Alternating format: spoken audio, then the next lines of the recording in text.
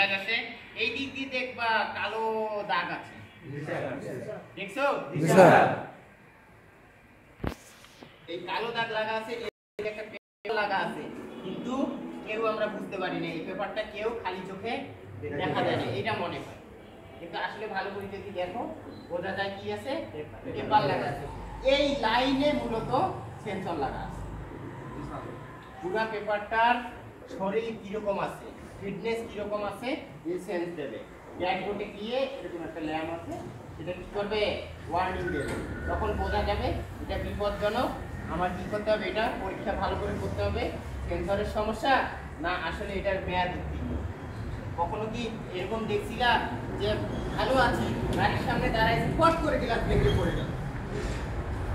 অনেকে ৩-৪ জন আমার সামনে আছে, আমার বাস্তব চিত্র।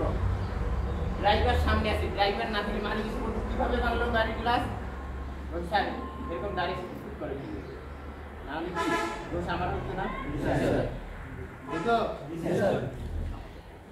বোঝা গেছে? Thank you. এখন ক্লাস শেষ, আমরা এখন বাস্তব চিত্রগুলো দেখব। আমরা যে ক্লাসগুলো করলাম বাস্তব চিত্র, স্যার 2-1 মিনিট কথা বলবে, মনোযোগ দিয়ে শুনুন।